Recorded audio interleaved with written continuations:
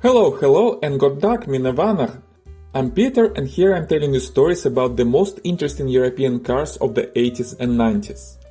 Today we're talking about a car that had a lot of unusual but smart engineering solutions and one of the most distinctive looks of the 80s, the Saab 900. But before we start, please subscribe to my channel. We almost made it to 1000 subscribers and I really need your help, my friends, to get to that important milestone. And if you are already subscribed, thank you so much. Now, let's get back to the car. The first generation of the Saab 900, known as the Classic 900, was produced from 1978 to 1994, with almost 909,000 cars made in total. The second generation, known as the 900NG, standing for the new generation, appeared in 1994 and was produced until 1998, with over 273,000 cars produced. And that was a rare case in the automotive industry when the second consecutive generation of a car under the same name was a completely different car, built on a completely different platform, even developed by a different company. But we'll talk about this later. In 1998, the 900 was seriously modified and received a new name, the Saab 93. I owned one of them, by the way, and it was produced under that name until 2014. But this is a story for another time. The story of the 900 actually starts 14 years before the launch of its production, in 1964, when the development of a previous Saab car, the Saab 99, started. Saab always was a very interesting and innovative but relatively small company, being a daughter enterprise of a Swedish aircraft production giant of the same name. The automotive development division was rather small, and Saab, during its 60-year history, actually developed only two fully owned platforms of the cars. The first was the Saab 92 in 1949, with later updates to the Saab 93 and Saab 96 on the same platform. They were good cars, by the way, and Saab continued production of the 96 until 1980, so they were sold together with the 900 for some time. But in the 60s, the old platform was already, well, old. So Saab developed a new car and a new platform under the lead of Carl Erik Sixten Sassen, commonly known as just Sixten Sassen. The new car, the Saab 99, appeared in 1968 and had a lot of interesting solutions. First of all, it had a contemporary design. It was very rigid and safe, with a very sturdy safety cage structure built into the body of the car itself. It was spacious and comfortable with several body options including 2 and 4-door sedans and 3 and 5-door hatchbacks, which Saab called Combi Coupe. And it had a very interesting engine. Bear with me because this is important for the further story. Saab began developing its own engine for the 99 in the 60s. But then they made a deal with British Triumph and bought 50,000 of Triumph's Land 4 engines, with the right of the further own production and development of them, which Saab did during the 60s and later. Those engines had an interesting idea in them. The chief engine designer of Triumph, Louis Daughtry, reasonably believed that the future of car engines belongs to inline 4-cylinder and V8 engines. So Triumph developed an engine platform that allowed the production of 4-cylinder and 8-cylinder engines using the same tooling. As a result, in the 4-cylinder version used by Saab, the engine block was tilted by 45 degrees, which was unusual but good because the engine was more compact and easy fitting under the hood. Saab added additional oddity to this engine, because in the Saab 99 it was turned around by 180 degrees, so the front part of the engine with all belts and rollers looked to the back of the car, and the output shaft with the clutch was in the front part of the car. The reason for this was that the 99 was a front-wheel drive car, and this arrangement was better to transfer the rotation to the transmission, which by the way was located right below the engine, and the top of the transmission was the oil sump of the engine. One more very unusual but actually smart solution. The Saab 99 was a very popular car in Sweden and the whole of Europe, with decent sales in the US as well. But by the end of the 70s it already looked outdated, and Saab needed a replacement. Again, Saab still was a small manufacturer and couldn't afford the whole-scale development. So the chief designer Björn Envall decided to build a new car on the same platform of the Saab 99, but with serious updates. The rear part of the Combi Coupe hatchback didn't change at all, but the front part was reworked and became longer for many reasons, design, aerodynamics, safety, and the necessity to install more equipment under the hood. The interior and safety features also were seriously reworked, and so, in 1978, a new Saab 900 was born. The classic 900 was available in a wide variety of bodies. The first available bodies were 5-door and 3-door hatchbacks, or combi coupés. In 1980, the 4-door sedan, which looked almost like a hatchback or liftback, was introduced. In 1983, a 2-door sedan also joined the line. In 1985, a special long version of the 4-door sedan, 900CD, appeared. But it was produced in limited numbers because it was a direct competitor of a new, bigger Saab's car, the Saab 9000, built on the platform developed by Fiat. By the way, I already have another interesting video about the Saab 9000, check it out. And in 1986, a convertible version of the 900, built on the basis of the 2-door sedan, appeared on the market. It was initially designed as a limited production option by a special request of Saab's American subsidiary. But it became so popular that Saab sold almost 50,000 of convertibles, and actually the convertible was the last classic 900 which left the plant in 1994. There are not that many cars that have a really distinctive look, so you know what it is at the first glance, like the Volkswagen Beetle, Mini, Citroën DS or Cybertruck. The Saab 900 in the 80s was one of those rare examples. Its a little disproportional exterior was very unusual, and you could easily distinguish it from anything else even from the distance. You might love it or hate it, but everything in that exterior was made with purpose. The long front part helped with safety and aerodynamics. The almost vertical and very curved unusual windshield provided great visibility and safety in case of a crash. The very long straight line of the hatchback's rear profile helped a lot with the aerodynamics. Saab, being a part of an aircraft manufacturing company, had easy access to wind tunnels and used it a lot. So the 900 had a better drag coefficient than the Ferrari F40, which I by the way have another video about. I'm not sure that the classic 900 was a particularly beautiful car, but it definitely had its own character and was unusual and unforgettable. The large engine compartment of the car and the desire for safety meant that the hood of the 900 was very large and heavy. It would be difficult to lift it up and hold it in an open position. So Saab put the latches to the front and made the hood open from behind to the front, like a clamshell. But not simply up, like in old BMWs, Fiats and Ladas.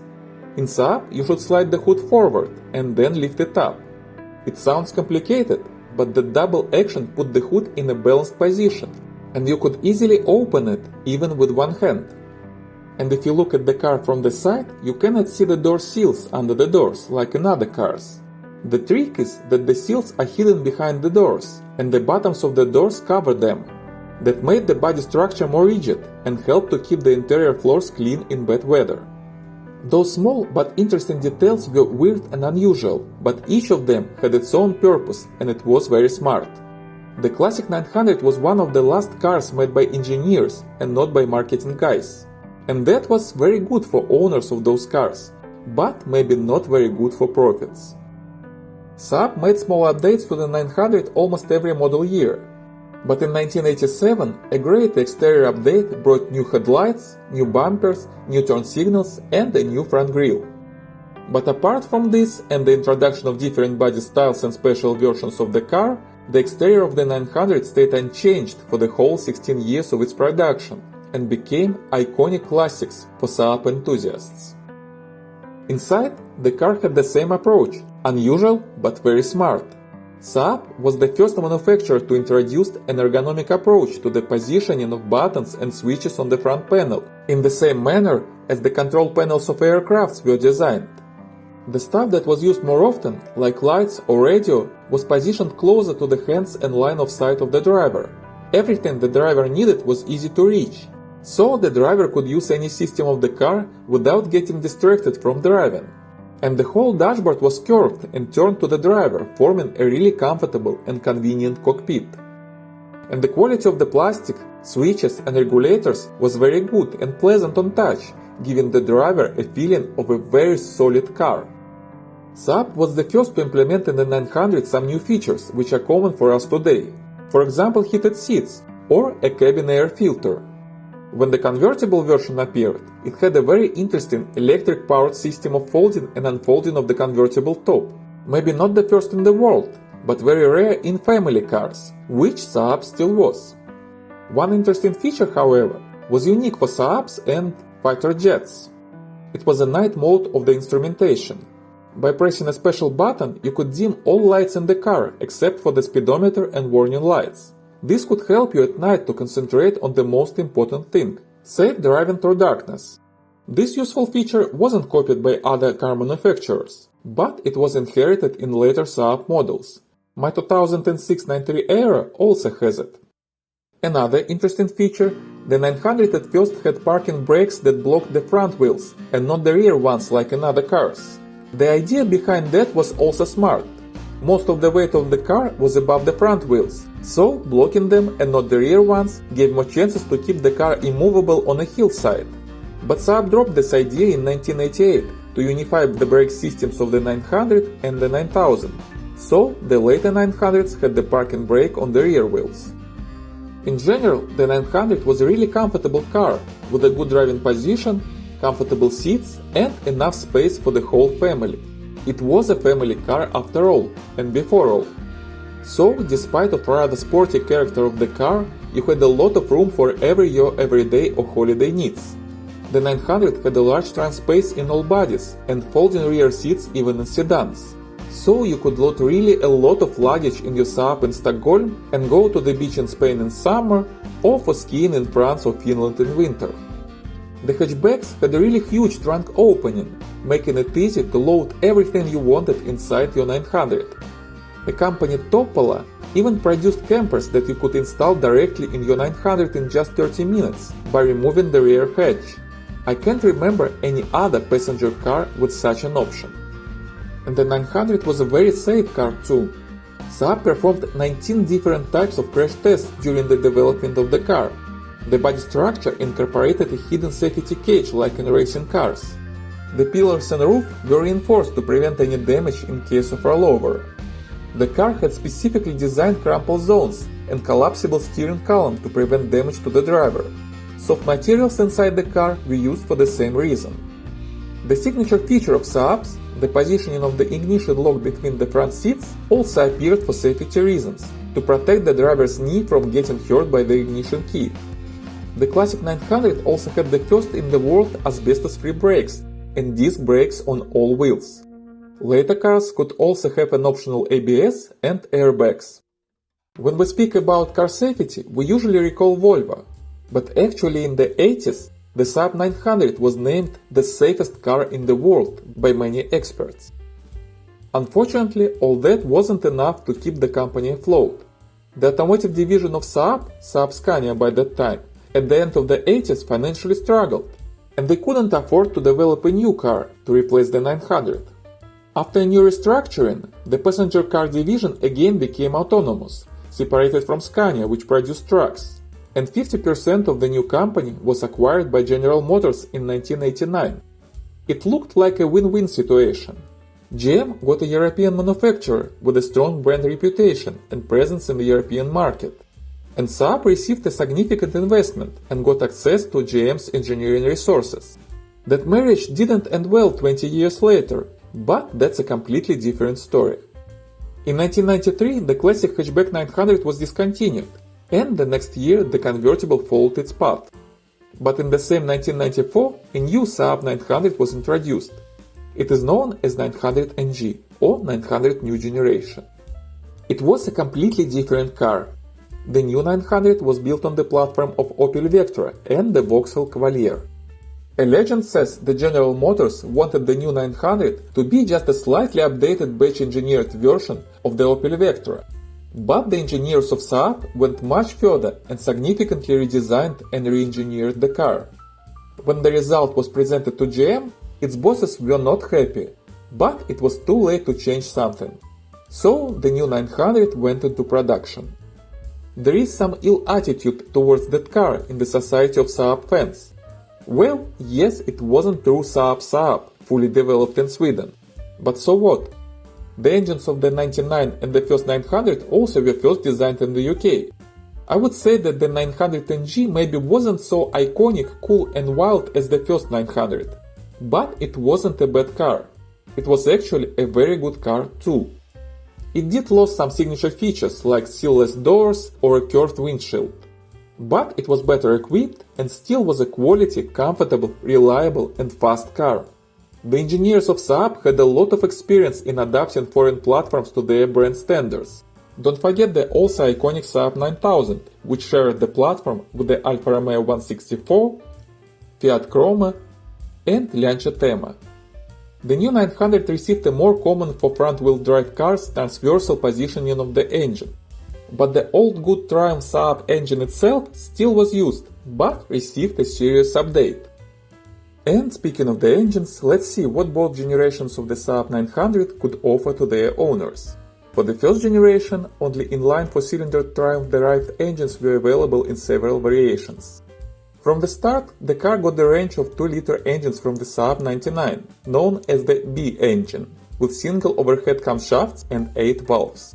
The simplest version of them had a single cam carburetor and could produce 100 horsepower, a top speed of 170 km or 106 miles per hour, and 0 to 60 miles per hour in 13.5 seconds. Another carbureted engine with twin carbs produced 107 horsepower, a top speed of 174 km or 109 miles per hour, and 0 to 60 in 11.5 seconds. The same engine with fuel injection had 116 horsepower. And the most interesting engine was a turbo one, with 143 horses, a top speed of 198 km or 124 miles per hour, and 0 to 60 in 9.5 seconds. Not that bad for the end of the 70s. The turbo engine was a big deal at that time. It first appeared in the Saab 99, and practically it was the first mass-produced passenger car with a turbocharged engine ever. Dodge and Chevrolet experimented with turbo before, but not successfully. BMW and Porsche had turbo engines in the 70s, but it was a very limited and expensive story. And Saab was the first who built a relatively affordable family car with turbo engine. Nowadays every second family car has a 4-cylinder turbo engine, but it all started with the Saab 99 and Saab 900. Saab knew the unique status of their turbo cars, so the cars with turbo engines received a different special front grille and a lot of large badges saying turbo around the car. That was a good marketing step, and it worked. In 1981 the B engine was updated, and Saab now called it an H engine, but it basically was the same Triumph engine in its heart. The fuel-injected engine got 2 additional horses and slightly better dynamics, 11 seconds to 60 miles per hour instead of 11.5. In 1984, the most interesting and significant engine of the 900 was introduced. It received a new engine head with double camshafts and 16 valves, 4 valves per cylinder. And the turbine received a so-called Automatic Performance Control System, or APC.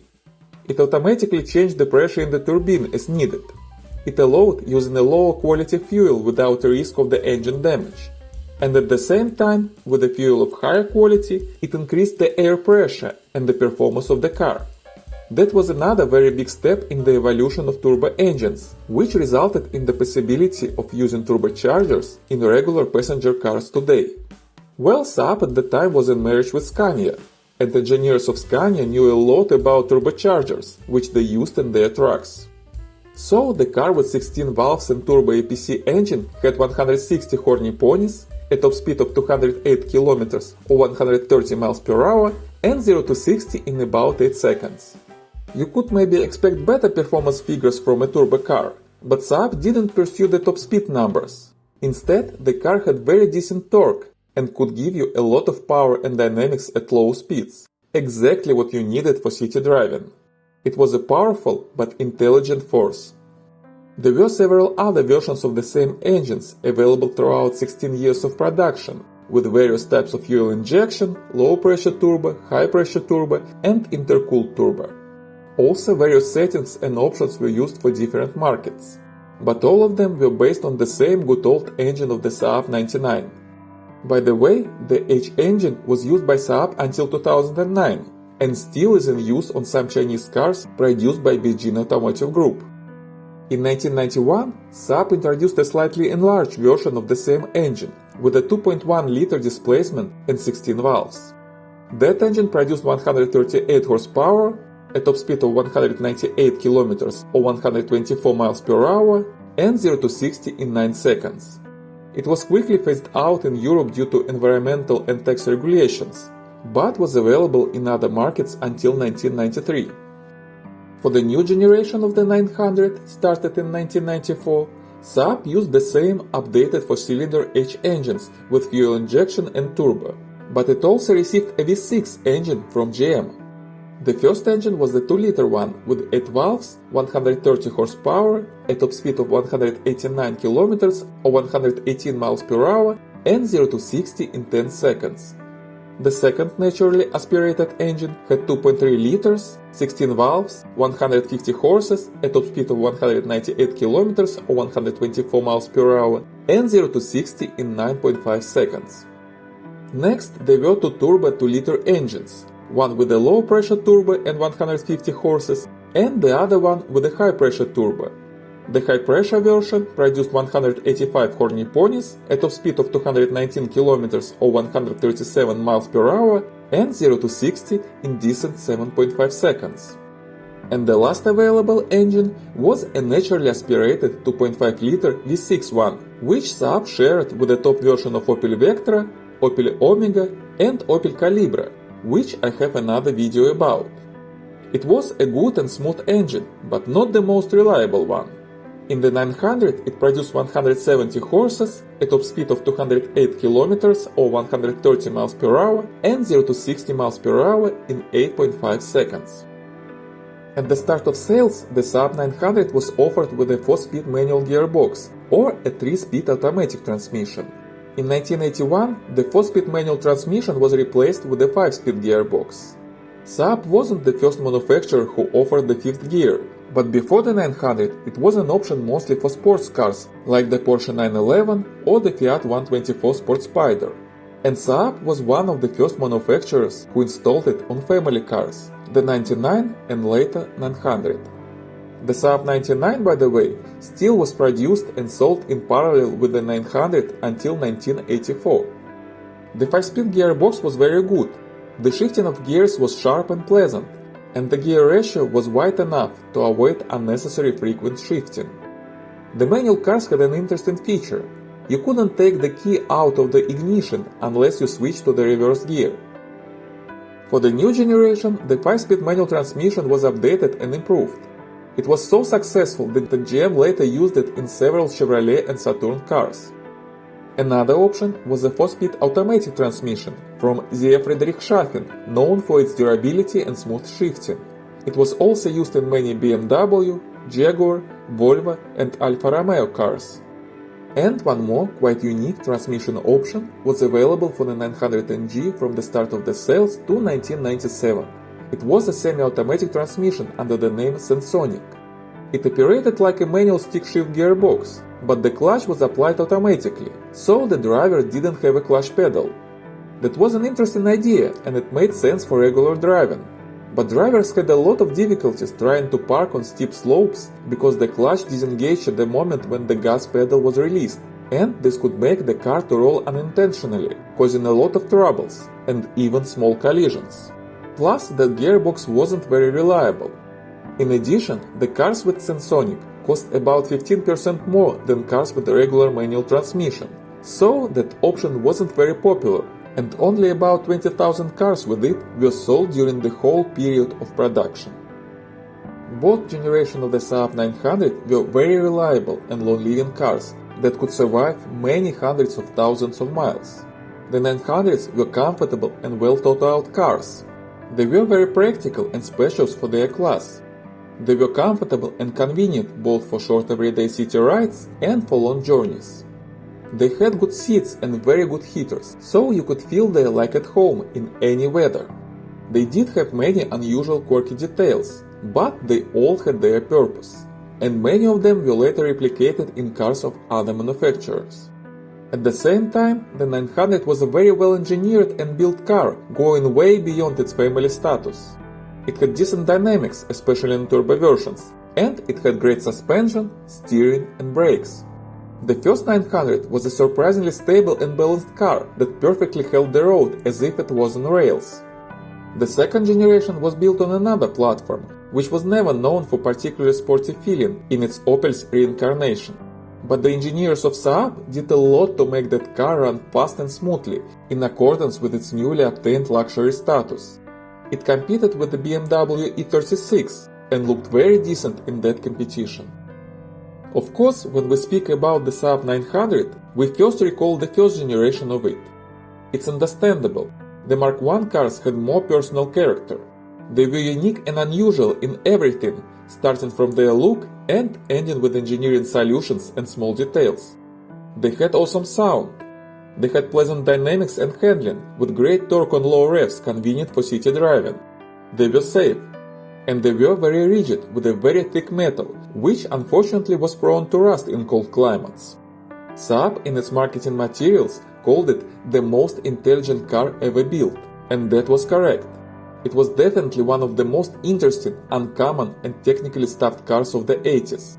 It was a combination of two uncrossable worlds, a family car that was more like a disguised affordable sports car, and it played well on both of those fields. The only other car that could pull the same trick which comes to my mind is the Tesla Model 3. What other cars with the same idea can you name? What do you think, guys? Some Saab purists may think that the second generation of the 900 wasn't a real Saab, but actually it was. Yes, it had a different platform, and it was more common, more conventional, and maybe more boring than the first one. But the engineers of Saab did the huge work to teach that car how to look like Saab, how to move like Saab, how to feel like Saab, and how to be a Saab. In fact, both generations of the 900, as well as their successors 93, were just really good cars. Very well planned, designed and built. The 900, no matter which one, was your good, helpful friend for all situations. And those cars were examples of really great, well thought and efficient engineering, which made them so memorable and important cars for automotive history. Both generations of the Saab 900 were sold in the United States during their production. The American market wasn't a major one for Saab, and only about 20% of cars were sold in the US, but it is still a large number. The US, however, got the most of the convertibles. If you want to buy a 900 in the United States today, you can easily find one on Facebook Marketplace or Craigslist. But if you are looking for some special trim level, special version, or a car in perfect like new condition, you can also take a look at the European market. All those cars are older than 25 years now, so you can legally import them to the US. In the US, the current prices for 900s of both generations start from literally $500 for a car requiring an extensive restoration. Good examples start from $5,000–6,000 before negotiations and may go up to $25,000 for rare cars in perfect condition. In continental Europe, the asking price for running cars starts from €1,000 and may go up to €40,000 for really good cars, either with low mileage or professionally restored. With this wide price range and still a lot of offers and options, it is still relatively easy to find a 900 for your budget. I believe that a good turbo one of the first generation can make a good investment in the future, if you find it somewhere around $10,000 or euros now. Well, thank you very much for watching. If you owned one of the 900s, please tell me about your experience. What did you like about it and what didn't? Thank you so much for your stories. And if you like this video, please give me a thumbs up and subscribe to the channel. New interesting stories are coming soon. Так самі, Мінованих, and see you next time!